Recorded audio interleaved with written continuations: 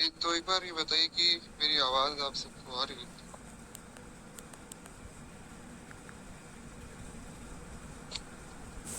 जी, तो एक बार प्रेम से बोलिए भक्त वत्सल भगवान की जय। तो कल किया था मैंने, हम लोग सुन रहे थे कि किस प्रकार माता कैकेयी जो है मथुरा की बातों में आकर और महाराज दशरथ को माता कैकेयी ने बहुत से अशुभ वचन भी बोले। और उसके बाद मंथरा की बात मानकर जैसा जैसा मंथरा ने सिखाया पढ़ाया था, वैसे ही माता कैकेयी ने महाराज दशरथ से दोनों वरदान मांगे कि एक तो भरत को राजा बनाया जाए और राम को वनवास दे दिया जाए। दशरथ जी ने बहुत समझाया, पर जब माता कैकेयी नहीं मानी तो उन्होंने कहा ठीक है, मैं भरत को राजा बना दूंगा, क्योंकि मेरे लिए तो राम भी वही है और भरत भी वही है, मेरे लिए दोनों एक समान है। परंतु राम को वनवास देने वाली बात मुझे समझ में नहीं आई। राम को वनवास क्यों देना है? तो उन्होंने बहुत विनती की कि देखो, मेरे प्राण राम में ही बसते हैं, तुम राम को वनवास मत दो। हाँ, भरत को राजा मैं बना दूंगा। और ये बात जो है, मैं मेरी तरफ से निश्चित करता हूँ कि राम कभी भी राज मद में नहीं आए, उनको राज्य चाहिए ही नहीं। अगर तुम सोच रहे हो कि भाई जब भरत को राजा बनाएंगे तो राम जो है उनके खिलाफ हो जाएंगे, ऐसा कुछ नहीं है। राम को राज्य चाहिए ही नहीं, वो तो मैं अपनी मर्जी से उनको दे रहा था। तो इसलिए तुम उसके लिए निश्चिंत रहो, राम यहाँ रहकर भी भरत जी के राज्य में खुश रहेंगे।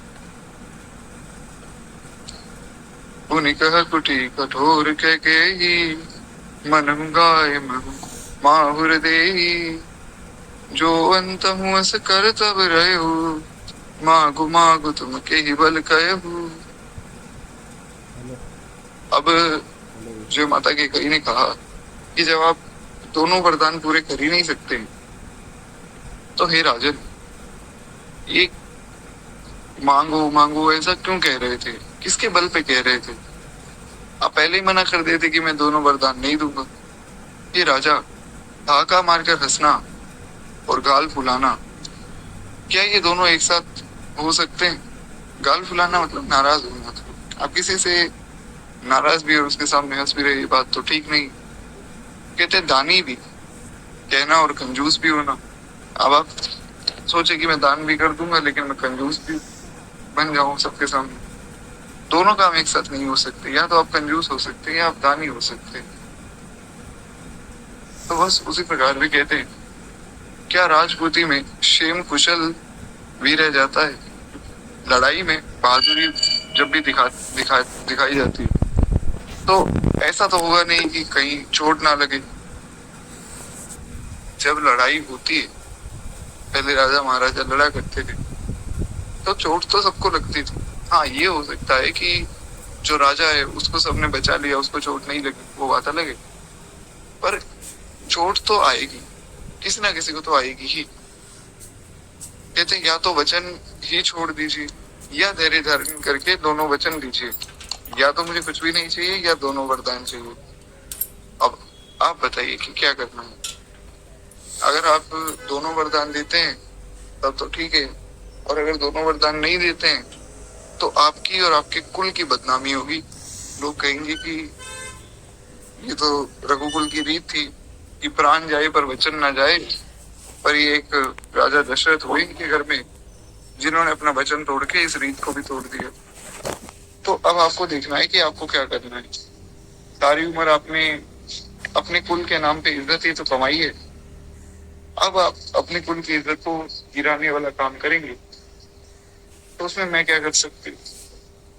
इस प्रकार माता कैकेयी थोड़े कठोर वचन बोले, जो कि जाकर दशरथ जी के हृदय में चुभे। अब इस प्रकार जो दशरथ जी को कहकर कैकेयी कहते कि देखो, सत्यव्रती के लिए तो शरीर, स्त्री, पुत्र, घर और पृथ्वी सब तिनके के बराबर कहे गए। जो सत्यव्रत लेता है ना, जैसे महाराज बलि बलि जी को भगवान ने पूछा वामन रूप में कि क्या तुम मुझे कुछ दे सकते हो? बलि ने कहा कि आप मांगिए, मैं बहुत बड़ा दानी हूँ, मैं सब देने के लिए तैयार हूँ। भगवान ने कहा सोच लो। बलि ने कहा महाराज मैंने सोच लिया है, हे ब्राह्मण देवता, ब्राह्मण तो भगवान से भी बड़े होते, आप मांगिए जो आपको मांगना है। भगवान ने अपना विशाल रूप धारण किया, 2 पग में उन्होंने पूरा तीनों लोग नाप लिए। भगवान ने कहा देखो तुमने 3 पग धरती का कहा था, 2 पग में तो तीनों लोग हो गए, तुम्हारी सारी संपत्ति तो हो गई। अब बलि ने कहा बचा मैं, तो अब मुझे भी ले लीजिए प्रभु। आत्मसमर्पण जो 9 प्रकार की भक्ति में अंतिम लक्षण है भक्ति का, वो है आत्मसमर्पण। तभी महाराज ने वो किया। तो उसी प्रकार जो सत्यव्रत है उसके लिए शरीर, स्त्री, पुत्र, घर, पृथ्वी, ये सब तिनके के समान है। तिनके के समान मतलब ऐसा जैसे तिनके को हम त्याग देते हैं वैसे इसको त्याग देना चाहिए। किसी ने मांग लिया कि मुझे आपका घर चाहिए, त्याग के घर दे दीजिए। किसी ने मांग लिया कि जितनी आपके पास सब धरती है, जितनी प्रॉपर्टी है वो सारी मुझे दे दो, तो वो त्याग देनी चाहिए। खैर आजकल इन बातों को कोई ध्यान से सुनता नहीं, मानता नहीं, क्योंकि लोगों में धर्म की कमी। खैर कहते हैं कि कई मर्मभेदी वचन सुन के राजा ने कहा कि तू चाहे कुछ भी कह ले, तेरा चाहे कुछ भी दोष नहीं, मेरा काल तुझे मानो पिशाच होकर लग गया है, और वही जो है तुझसे ये तो बातें कहे दोबारा। दशरथ जी अब माता कैकेयी को कहते हैं कि अब मैं बात समझ गया हूँ, ये वचन तुम नहीं कह रही हो, ये वचन कह रहा है मेरा काल जो तुम्हारे पीछे लग गया है, और तुमसे ये वचन कहला रहा है, यानी कि अब मेरी मृत्यु बहुत निकट है, ये मुझे पता लग गया है। क्योंकि राम जिस दिन चले जाएंगे उस दिन मेरी मृत्यु हो जाएगी, और जिस हिसाब से तुम बात कर रही हो तुम तो राम को भेज के ही मानो, तो बस अब मेरी मृत्यु बहुत निकट है, अब मैं मरने वाला हूँ। अब देखिए यहाँ पे एक बात समझनी चाहिए, जो व्यक्ति मरने वाला होता है ना उसको थोड़ा बहुत पहले तो पता लग ही जाता है कि बस अब प्राण जाने वाले, और जब ऐसा किसी को आभास हो तुरंत उस व्यक्ति को भगवान का नाम, भगवान का रूप इनको याद करना चाहिए, बाकी सबको भूल जाना चाहिए। परिवार, घर, स्त्री, पुत्र आदि सबको भूलकर केवल भगवान के भजन में लग जाना चाहिए, क्योंकि अंतिम समय में ही भगवान का स्मरण करना सबसे जरूरी है। भगवान गीता में बताते हैं 8वें अध्याय के 6ठे श्लोक में, यम यम वापि स्मरण भावं त्यजन्त्यन्त्य कलेवरम तम तमेवैति कौन्तेय सदा तद्भाव भाविता। भगवान ने कहा अर्जुन अंत काल में जिसका जैसा भाव होता है ना उसी भाव को प्राप्त होता है। अंत काले च मामेव स्मरणं कृत्वा कलेवरम। भगवान ने कहा अंत काल में जो मेरा स्मरण करता है वो मेरे धाम आ जाता है, और जो संसार में किसी का स्मरण करता है तो वो उसके पास वापस चला जाता है। जैसे मान लीजिए, मानना क्या है, मैं आपको एक कथा सुनाता हूँ। एक बार की बात है, एक कोई व्यापारी थे जिन्होंने खूब धन कमाया, और अंतिम समय जब आया तब सारे उनके बेटे, उनकी पत्नी और घर के सब लोग जो उनके पास ही खड़े थे, या तो बस पिताजी जाने वाले किसी पीछे, और सब लोग उनको देख देख के रो रहे थे। अब हुआ क्या कि उस व्यक्ति के मन में भाव आ गया, जो मतलब मरने वाले थे उनके मन में भाव आया कि मैं अगर चला जाऊंगा तो मेरे परिवार का क्या होगा, मेरे बच्चों का क्या होगा। ये भाव लेकर वो मर गए। तो उन्हें अगले जन्म में एक कुत्ते की योनि मिली, और वो जो है उनके ही घर पे, उनके घर के बाहर पहरा देते रहते थे कि मेरे परिवार का मेरे बिना क्या होगा, मेरा घर मेरे बिना कैसे चलेगा। ये भाव उनके मन में था। भगवान ने उन्हें स्वान की योनि में डाल दिया, और अब वो सारा दिन उस घर के बाहर पहरा देते रहते, पर वो घर वाले उनको लात मार के भगा दिया करते थे। तो भगवान के बारे में उन्होंने सोचा, अगर भगवान का स्मरण करते हुए सोचते हैं कि देखो कहाँ मैं भगवान का बढ़िया स्मरण करता अपने अंत समय में, भगवान के धाम जाता, नहीं तो कम से कम स्वर्ग तो चला ही जाता। यहाँ तो बल्कि इन लोगों ने जो है मुझे लाते मार के बाहर निकाल दिया। मैं तो इनकी रखवाली करना चाहता हूँ, पर ये मेरा सम्मान ही नहीं कर रहे। तो इसलिए अंतिम समय में बहुत सोच समझ के व्यक्ति को केवल भगवान को ही स्मरण करना चाहिए। और वो स्मरण तभी हो सकता है जब हम बचपन से भगवान का नाम ले, क्योंकि अभ्यास बहुत जरूरी है। भगवान ने अर्जुन को गीता में यही कहा है, अभ्यास ही न तो कौनते है, अभ्यास बहुत आवश्यक है। तो जैसी बात भगवान ने गीता में कही, यम यम वापि स्मरण भावम तजन तंत्या कलेवर तम तमे वैति कौनते सदा तद्भाव भावित, वैसी ही बात यहाँ पर श्री दशरथ जी कह रहे हैं। वे कहते हैं कि देखो, भरत को भूलकर भी राजपद नहीं चाहिए।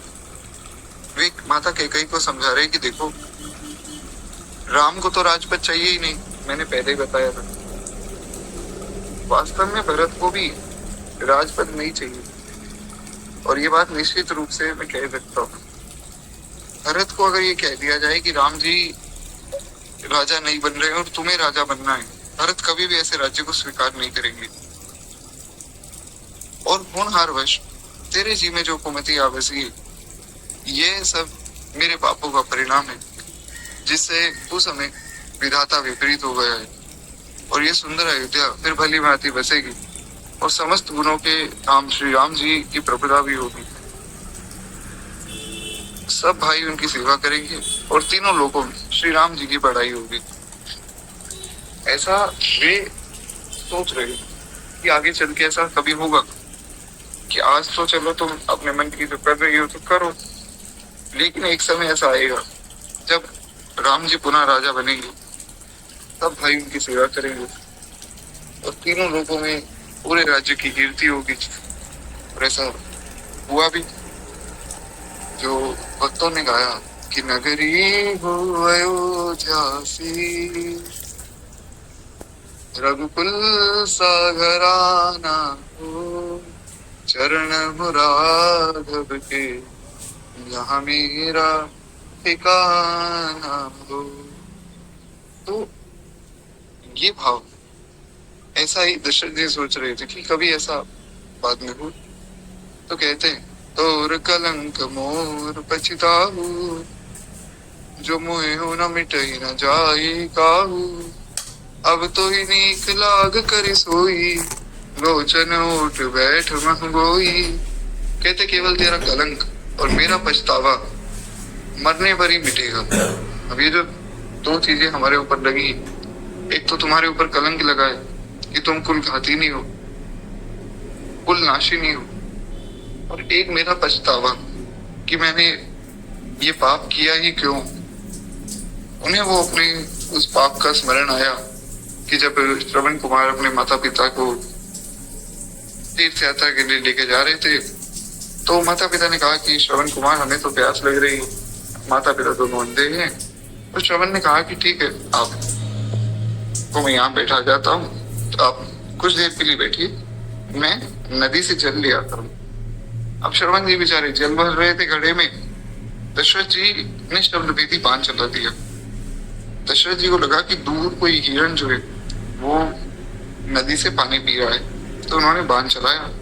राजा को शिकार करने की परमिशन दी गई, क्योंकि अगर राजा शिकार नहीं करेगा या ऐसा कोई काम नहीं करेगा जिससे उसको प्रैक्टिस करने में आसानी हो, तो फिर वो युद्ध नहीं लड़ सकता है। जो भी साधारण व्यक्ति, उन्हें अगर खून दिखा दिया जाए तो वे डर जाएंगे। तो युद्ध में तो कितना खून बहता है, तो सीधा जाकर अगर कोई खून में सने किसी सैनिक को या किसी व्यक्ति को देखे तो फिर वो वहीं बेहोश हो जाता है। अब अगर चलते युद्ध में राजा ही बेहोश हो गया तो फिर तो युद्ध खत्म हो गया। इसीलिए जो राजा पहले हुआ करते थे वे शिकार खेला करते थे। और जैसे भगवान श्री राम, उनके बारे में भी ऐसा वर्णन मिलता है वाल्मीकि रामायण में कि भगवान भी शिकार करने जाते थे। हालांकि वो बात अलग है कि भगवान तो जिसका शिकार करते थे उसको परम गति दे देते थे। पर ऐसा होता है, जैसे सरल शब्दों में समझा जाए, जो पुलिस ऑफिसर्स होते हैं या आर्मी ऑफिसर्स होते हैं या कमांडोज होते हैं, उन्हें भी पहले से ट्रेनिंग दी जाती है कि किस प्रकार जो है आपको अपराधियों को पकड़ना है, उन्हें मारना है। जो बॉर्डर पे आर्मी ऑफिसर है उन्हें ऐसी भी ट्रेनिंग दी जाती है कि किस प्रकार आपको विषम परिस्थितियों में रहना है, और जो अपराधी हैं, जो दुश्मन देश के लोग हैं, उनको किस प्रकार मारना है। तो खैर दशरथ जी शिकार कर रहे थे और उन्होंने शब्द भेदी बाण चलाया। शब्द भेदी बाण वो होता है कि जहां से आवाज आ रही वो उसी दिशा में चल जाता है, और जब चलाया तो वो जाकर श्रवण कुमार को लगा। तो जब बाण लगा तो श्रवण कुमार चिल्लाए और आवाज थी एक मनुष्य की। तो दशरथ जी डर गए कि मैंने तो बाण हिरण पे चलाया था, ये मनुष्य पे कैसे लग गया। तो भाग कर वहां गए जहाँ श्रवण कुमार थे, और उन्होंने देखा कि आसपास तो कोई हिरण नहीं है। फिर उन्हें समझ आया कि कोई हिरण नहीं था, ये यही व्यक्ति था जो मुझे लगा कि कोई हिरण है। तो उन्होंने उसको कहा कि भैया मैंने तो गलती से बाण चला दिया, मैं तो हिरण के ऊपर बाण चलाना चाहता था। श्रवण कुमार ने कहा कि देखो कोई बात नहीं, अब तो मेरे प्राण जाने वाले हैं, तुम ऐसा करना कि ये बातें सब छोड़ो, बातें तो अब नहीं हो सकती। आप ऐसा करो, ये पानी ले जाओ, वहां मेरे माता पिता बैठे हैं थोड़ा दूर, आप उन्हें पानी पिला देना, दोनों को दिखता नहीं है तो कृपा करके आप उन्हें एक सुरक्षित स्थान पे पहुंचा देना, क्योंकि उनका एक मैं ही सहारा था, अब जो है आपकी वजह से वो सहारा भी खत्म हो गया है। तो दशरथ जी ने वो पानी का घड़ा उठाया और दशरथ जी महाराज चले और जाकर जो है उन दोनों को पानी पिलाने लगे। जब पानी पिलाने गए तो श्रवण के माता पिता ने देखा कि ये हाथ श्रवण का तो नहीं है। वे समझ गए कि श्रवण नहीं, ये कोई और है। उन्होंने पूछा कि भैया श्रवण कहाँ है, हमारा बेटा। फिर दशरथ जी ने सारी बात बता दी। अब जब ये सुना कि इन्होंने ही हमारे बेटे को मारा है, तो उन दोनों ने दशरथ जी को श्राप दिया कि जाओ, ऐसे ही एक दिन तुम भी अपने पुत्र के विरह में तड़पोगे, सब तुम्हारे विरुद्ध हो जाएंगे और तुम्हारे सब पुत्र तुमसे दूर हो जाएंगे। जब तुम्हारी मृत्यु का समय आएगा कोई भी पुत्र तुम्हारे साथ नहीं रहे। और ऐसा ही हुआ, जब दशरथ जी के प्राण निकले कोई भी पुत्र नहीं था। भरत जी और शत्रुघ्न जी तो अपने मामा जी के यहाँ गए हुए थे, और राम जी लक्ष्मण जी को वनवास मिल गया था, तो वे दोनों वनवास के लिए निकल गए थे। तो बस ये वही पाप है जो दशरथ जी को याद आ रहा है। कर्मों का भुगतान हर एक व्यक्ति को करना पड़ता है, निश्चित रूप से करना पड़ता है। जो प्रारब्ध है सो भोगना ही पड़ेगा, अब वो चाहे अच्छा हो चाहे बुरा हो, दोनों ही। खैर गोस्वामी जी कहते हैं इस प्रकार दशरथ जी कह रहे हैं कि मेरा पछतावा और तुम्हारा कलंक दोनों एक साथ ही मिटेगा। अब तुझे जो अच्छा लगे तो वही कर, मुंह छिपाकर मेरी आंखों की ओर जाके बैठ जा। जो आपको करना है सो आप करो, लेकिन बस इतना करो कि मुझसे दूर हो जाओ। तो मुझे बिल्कुल अच्छी नहीं लगती, मेरे सामने से हट जा, मुझे अपना मुंह ना दिखा। ऐसा कहकर दशरथ जी फिर से बेहोश हो गए। खैर कहते मैं हाथ जोड़ता हूँ कि जब तक मैं जीता रहूं तब तक फिर कुछ ना कहना पड़े। अब क्या है कि वे बार बार बेहोश हो रहे हैं, जागृत अवस्था में आ रहे हैं। दशरथ जी बहुत ज्यादा मन ही मन पछता रहे हैं कि मैंने ऐसी गलती की ही क्यों, जिससे आज मुझे भगवान को छोड़ना पड़ रहा है। खैर जब लगी जाए करूं कर जोरी, तब लगी ना कछु कहसी बहोरी। कहते कि बस इतना हो कि जब तक मैं जी रहा हूँ तब तक कुछ कहना ना पड़े, अर्थात मुझसे कुछ बोलना मत, जो करना है सो करो। अरे अभागिनी, फिर तो अंत में पछताने होगी जो तू नहारू के लिए गाय को मार रही है। और सरल शब्दों में अगर समझाऊं तो वे कह रही हैं, वे दशरथ जी समझा रहे हैं कि देखो तुम अंत में पछताओगी, जो तुम ये कर रही हो ना, एक गाय को तुम मार रही हो। गाय यानी कि श्री राम जी, सरल स्वभाव। जैसे कोई भोला व्यक्ति होता है तो उसको हम ये कहते हैं कि इसका स्वभाव तो गाय जैसा है। बस उसी प्रकार वे कहते हैं कि भोले भाले श्री राम जी को वनवास में भेज के तुझे कुछ नहीं मिलेगा, बल्कि अंत में केवल पछतावा मिलेगा। अभी भी सोच ले, ये काम उचित नहीं। राजा करोड़ों प्रकार से समझाकर कहते कि तू अपना सर्वनाश कर रही है, कृपया करके मेरी बात मान और फिर से विचार करिए कि क्या जो तुम कर रही है वो ठीक है या गलत है। और ऐसा कहकर राजा तो धरती पे गिर गए और गिरकर फिर से बेहोश हो गए। पर कपट करने में चतुर कैकई कुछ बोलती नहीं, मानो मसान जगा रही हो। शमशान घाट पे बैठकर जो प्रेत आत्माओं को सिद्ध करते हैं ना, उसे कहते हैं मसान जगाना। बहुत से लोग होते हैं जो बहुत से लोगों की भक्ति करते हैं, तो उनके बारे में गीता में भगवान ने अर्जुन को स्पष्ट बताया कि अर्जुन देखो, जो देवताओं के उपासक हैं वो देवताओं को प्राप्त होते हैं, जो भूत प्रेतों के उपासक हैं वो भूत प्रेत बन जाते हैं, और जो मेरे उपासक हैं वो मेरे पास आ जाते हैं। तो भूत प्रेतों के भी उपासक होते हैं, बहुत से लोग ऐसे होते हैं, वो शमशान घाट में जाकर मसान सिद्ध करते हैं। अब वो कैसे करते हैं, किस प्रकार करते हैं, ये सब जानने की तो हमें आवश्यकता नहीं। पर उसमें क्या होता है कि जैसे कुछ सिद्धि पाने के लिए, मान लीजिए आपको कोई सिद्धि पानी है कि जी मैं सामने वाले के मन की बात जान सकूं, सामने वाले को काबू में कर सकूं, हिप्नोटाइज कर सकूं, तो ये सब सिद्धियां जो है उन्हें प्राप्त हो जाती है बड़े आराम से। वो भूत प्रेत जो है उन्हें सहायता करते हैं, पर दिक्कत ये है कि मरने के बाद वो खुद भी भूत प्रेत ही बन जाते हैं। खैर ऐसी बहुत सी चीजें होती, वो सब जानने की हमें तो कोई आवश्यकता नहीं। एक बार प्रेम से बोलिए भक्त वत्सल भगवान की जय। गोस्वामी जी कहते हैं कि महाराज इस प्रकार दशरथ जी उन्हें समझा रहे हैं कि अभी भी अवसर है, तुम मेरी बात को मानो। पर माता के कई मानती नहीं, वे तो मसान जगा रही। जो मसान जगाते हैं ना ये लोग, इनका स्वभाव बहुत बुरा हो जाता है। जो भक्त वैष्णव है उनका स्वभाव तो सरल है। वैष्णव जन तो तेने कहिए जे, पीर पराई जाने रे, पर दुखे उद्धार करे और मन अभिमान न आने रे। वैष्णव जो होता है वो सरल स्वभाव का होता है। संत का स्वभाव, गोस्वामी जी कहते हैं कि संत दरस जिमे पातक तरई। संत का दर्शन कर लेने मात्र से पापी से पापी जीव तर जाता है। संत का स्वभाव बड़ा ही कोमल है। लेकिन इसके विपरीत जो प्रेत आत्माओं को पूजते हैं उनका स्वभाव थोड़ा वैसा ही हो जाता है, क्योंकि जैसे व्यक्ति की आप पूजा कर रहे हो वैसे ही आप हो जाएंगे। हम पूजा करते हैं श्री राम जी, भगवान श्री कृष्ण की, भगवान नारायण की, जो कि सरल स्वभाव के। भगवान बहुत सरल, बहुत सहज है। जैसा कि परसों की कथा में हम चर्चा कर रहे थे कि भगवान तो इतने सरल है कि आप अगर अपने घर में ठाकुर जी को लाए और ठाकुर जी फिर आपके हिसाब से चलने लगे, ठाकुर जी आपके वश में हो जाएंगे। आप उनको खिलाओगे तो खाएंगे, वस्त्र पहनाओगे तो पहनेंगे। इतना सरल तो कोई भी नहीं है।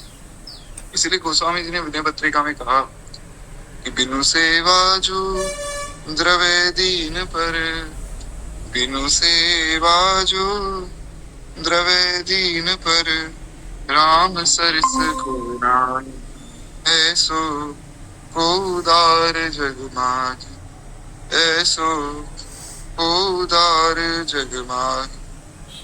गोस्वामी श्री तुलसीदास जी श्रीमद् रामचरितमानस में बताते कि बिनु सेवा जो द्रव्य दीन पर, जो भगवान बिना ही सेवा दीनों पर दया कर देते। देखा जाए तो हमें भगवान ने अपनी एक कथा प्रदान की जो कि देवताओं को भी दुर्लभ है, नाम प्रदान किया। इस सब के बदले हमने भगवान को आज तक दिया क्या है? सूक्ष्म विचार किया जाए तो हमने भगवान को आज तक कुछ भी नहीं दिया है, और अगर कुछ अर्पित भी किया है तो वो तो पहले से ही भगवान का है। तो ऐसे हैं श्री ठाकुर जी जो बिना ही किसी सेवा दीन पर दया कर दे। ऐसो उदार जग माही।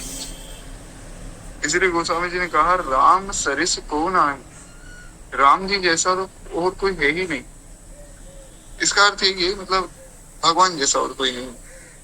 कुछ लोग ऐसा थोड़ा भेदभाव करने लग जाते, वो बात नहीं। यहाँ पर बात हो रही भगवान जैसा दूसरा कोई देवता, कोई भूत, कोई प्रेत या कोई भी व्यक्ति भगवान जैसा नहीं हो सकता है। खैर, एक बार प्रेम से बोलिए भक्त वत्सल भगवान की जय। तो गोस्वामी जी कहते हैं कि महाराज, जिस प्रकार ये भूत प्रेतों को सिद्ध करने वाले लोगों का स्वभाव कुटिल होता है, वैसा ही कुटिल स्वभाव यहाँ माता कैकेयी का हो गया है। और माता कैकेयी किसी बात पे कोई विचार नहीं कर रही कि आगे क्या होगा क्या नहीं होगा। कुसंग का यही प्रभाव है, कुसंग व्यक्ति को अंधा कर देता है। वो विचार नहीं कर पाता है कि क्या सही है क्या गलत है, और ये बहुत दृढ़ता से सामने वाले व्यक्ति को अपनी बात मनवाने के लिए मजबूर कर देता है।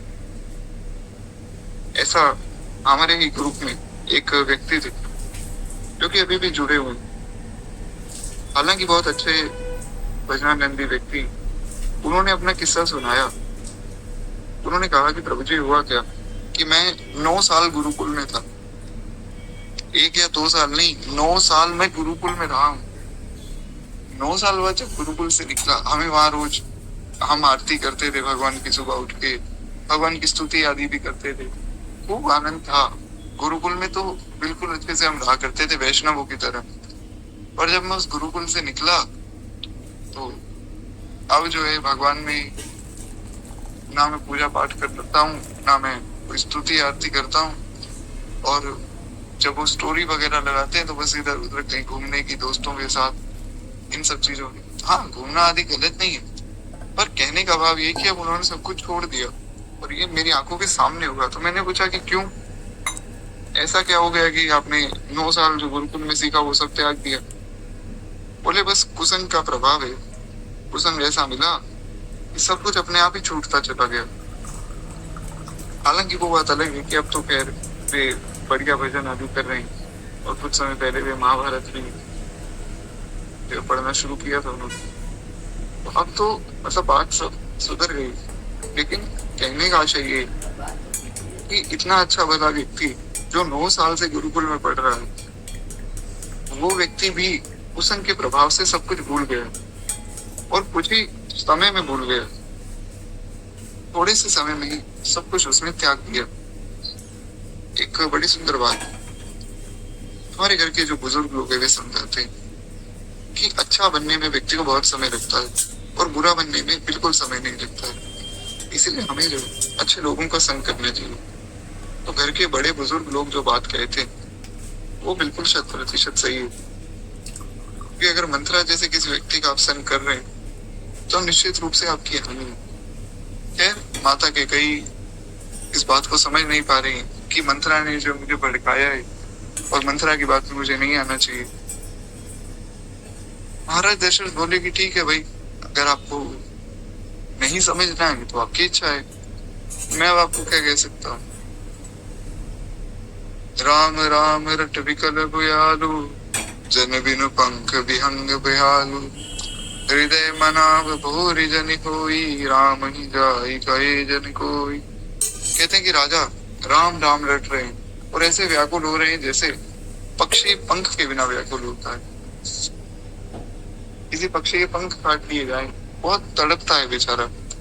बस उसी प्रकार ऐसा लगता है दशरथ जी को कि मानो आज मेरे पंख काट लिए माता कैकेयी ने। कहते हैं वे अपने हृदय में मनाते हैं कि सवेरा ही ना हो, कोई जाकर श्री रामचंद्र जी से बात ना कहे, और जो जैसा है ऐसा ही रहे हमेशा, कि कभी जीवन में अब सवेरा ना हो, क्योंकि जो भी काम होगा अब सुबह ही होगा। एक इसका भाव ये भी कि दशरथ जी सोच रहे हैं कि सवेरा ना हो, यानी कि मेरे जीवन में ना हो। अर्थात दशरथ जी सोच रहे हैं कि बस अब मैं मर जाऊं, अब मुझे प्राण त्यागने, अब मेरे जीने का कोई अर्थ नहीं है, क्योंकि मैं राम से दूर हो जाऊंगा तो वैसे भी मर ही जाऊंगा। दशरथ जी बैठकर बस ये सब बातें सोच रहे हैं। हे रघुकुल के स्वामी, आप ऐसा क्यों सोच रहे हैं? हे रघुकुल के गुरु सूर्य भगवान, आप अपना उदय ना करें। अब क्या है कि रघुकुल जो है ये सूर्य जी का कुल है, सूर्य वंश। तो वे ये प्रार्थना कर रहे हैं सूर्य देव से कि आप तो हमारे वंश के स्वामी, हमारे वंश के गुरु हैं, मूल हैं। आपकी वजह से वंश चालू हुआ। आपके बेटे जो इक्ष्वाकु थे, उन्होंने इस वंश को चालू किया। तो कृपया करके आप कल उदय मत होइए, क्योंकि अगर कल आप उदय होंगे तो आपका ये जो कुल है, ये जो वंश है, ये खत्म हो जाएगा। कहते हैं कि आप अपना उदय बिल्कुल भी ना करें। अयोध्या को देखकर आपको हृदय में बड़ी पीड़ा हो रही होगी। कल कुछ ऐसा होने वाला है कि आप अपने हृदय से रोएंगे। इससे अच्छा यही है कि आज ही आप सावधान हो जाइए और कुछ भी ऐसा काम मत कीजिए जिससे आपको रोना पड़े। अर्थात यही कि कल आप उदय मत होइए। कहते हैं राजा की ये प्रीति और कैकेयी की निष्ठुरता दोनों को ब्रह्मा ने जो एक सीमा तक रच कर बनाया है। अर्थात राजा के प्रेम की सीमा है और कैकेयी की निष्ठुरता की। विलाप करते ही राजा को सवेरा हो गया। अब राजद्वार पर जो है वीणा, बांसुरी और सुंदर शंख की ध्वनि होने लगी, क्योंकि बाहर लोगों को तो पता नहीं अंदर ऐसा क्या चल रहा है। बाहर के लोग तो खुश हैं कि भाई राम जी का राज्याभिषेक होने वाला है, तो वे तो बढ़िया सुंदर ढोल लगा रहे हैं, वीणा बांसुरी सब बजा रहे हैं, बड़े प्रसन्न हैं। और जो भाट लोग हैं वे विरुदावली पढ़ रहे हैं। विरुदावली एक वो लिस्ट है क्योंकि जितने भी राजा पहले हुए दशरथ जी से पहले, उन्होंने क्या क्या किया, किस प्रकार राज्य किया, वो सब उसे विरुदावली कहा जाता है। तो विरुदावली पढ़ के वे जो कवि वे गुरुओं का गान कर रहे हैं और सुनने पर राजा को ऐसा लग रहा है जैसे कोई बाण मार रहा हो, क्योंकि राजा बेचारे अंदर रो रहे हैं। कोई व्यक्ति परेशान हो, कोई रो रहा हो और उसके सामने कोई दूसरा व्यक्ति आए जो खूब खुशियां मना रहा है, तो उस व्यक्ति को देखकर बड़ा दुख होता है कि काश मैं भी इनकी तरह प्रसन्न हो सकता। बस इसी प्रकार दशरथ जी भी सोच रहे हैं कि मैं भी अगर इनकी तरह प्रसन्न होता तो कितना अच्छा रहता। कहते हैं कि राजा को ये सब मंगल साज कैसे ना सुहाए, जैसे पति के साथ सती होने वाली स्त्री को आभूषण सुहाते हैं, बस उसी प्रकार वैसे राजा को ये सब मंगल साज सुहारे हैं। जो स्त्री अपने पति के साथ सती हो जाती है ना, उनके लिए आभूषणों का कोई काम नहीं है, आभूषण आदि उनके लिए सब फीके हैं। उसी प्रकार राजा के लिए सब मंगल गीत फीके हैं, ये अमंगल के सूचक है। जब श्री रामचंद्र जी के दर्शन की लालसा और उत्साह के कारण उस रात्रि में किसी को भी नींद ही नहीं आई। जो बाकी अयोध्यावासी थे उनको इसलिए नींद नहीं आई कि कल हमारे राम जी राजा बनेंगे, वे इसलिए प्रसन्न थे। और राजा को इसलिए नींद नहीं आई कि कल जो है राम जी का राज्याभिषेक नहीं होगा, बल्कि राम जी को वनवास के लिए भेजा जाएगा। तो सब लोग जो है कल रात से जाग रहे और उन्हें पता भी नहीं लगा। ऐसा नहीं कि मतलब आप मान लीजिए एक दिन अगर आप रात को नहीं सोए तो अगले दिन जो है व्यक्ति थका हुआ रहता है, नींद आती रहती है। लेकिन जो वैष्णव होते हैं, जो भजन करते रहते हैं, वो अगर एक दो दिन ना भी सोए तो भी उन्हें पता नहीं चलता है। प्रेम की ऐसी अवस्था जब आ जाती है कि जब आप खुद को भूल जाएं, तो उस अवस्था में सोना, खाना पीना, इन सब चीजों का विचार भी कई बार भक्त भूल जाते हैं। ऐसे बहुत से उदाहरण इतिहास में देखने को मिले जहाँ पे भक्त ये भूल गए कि हमें सोना भी है, हमें खाना भी है। एक बहुत बड़े भक्त हुए वृंदावन के, उन्हें जो किसी वैद्य ने बताया कि आपको तो बहुत बड़ी बीमारी है, आप तो कुछ समय बाद जो प्राण त्याग सकते हैं, तो आपको मैं कुछ दवाइयां लिख के देता हूँ, आप ये लीजिए और कुछ ये काम है, कुछ एक्सरसाइज वगैरह है, ये आप कीजिए, तो इससे क्या धीरे धीरे आप ठीक हो जाएंगे। पूर्ण रूप से तो ठीक नहीं हो सकते, पर बहुत हद तक आप ठीक हो जाएंगे। उन संत ने कहा कि भैया ऐसा है, मुझे तो पता नहीं ये शरीर में क्या चल रहा है, क्या नहीं चल रहा है, शरीर बीमार है या नहीं। तो डॉक्टर ने पूछा कि आपको कभी एहसास नहीं होता क्या कि आप बीमार? बोले कि मुझे तो आज तक कभी पता नहीं लगा कि बीमारी क्या होती है, मुझे तो कभी महसूस भी नहीं हुआ कि मैं बीमार भी हूँ। तो तुम ऐसा करो, ये जो मेरा सेवक है, इसको आप ये सब दवाइयाँ जो भी देनी है आप इसको दे दो, क्योंकि यही मुझे मेरे शरीर का ध्यान रखता है। इस शरीर को कब नहलाना है, कब खिलाना है, सब बातें ये ध्यान रखता है। तो ऐसी अवस्था में व्यक्ति भूल जाता है कि खाना पीना सोना ये सब बातें भी हैं। खैर गोस्वामी जी कहते हैं कि कोई भी उस रात सोया नहीं, और राजद्वार पर मंत्रियों और सेवकों की भीड़ लगी। सब लोग सोच रहे हैं कि राजा दशरथ तैयार होकर अब आएंगे अब आएंगे। और वे सब जो है सूर्य के उदय होता देखकर बड़े प्रसन्न हैं। कहते हैं कि ऐसा कौन सा विशेष कारण है कि अवधपति दशरथ जी अभी तक जागे नहीं। सब लोग ये सोच रहे हैं कि दशरथ जी तो सुबह ही उठ जाते हैं, आज सूर्य भी उदय हो गया, दशरथ जी तो जागे नहीं। यहाँ से सुमंत्र जी जाते हैं पता करने। अब बाकी की कथा हम कल सुनेंगे, किस प्रकार सुमंत्र जी गए और राजा को उठाया। आज वाणी को विश्राम देते हुए केवल 2 मिनट प्रेम से माना जी की आरती करें। एक बार प्रेम से बोलिए भक्तवत्सल भगवान की जय। जय जय श्री सीताराम। आरती श्री रामायण जी की। कीरति करित ललित सियपी की। आरती श्री रामायण जी की। कीरति करित ललित सियपी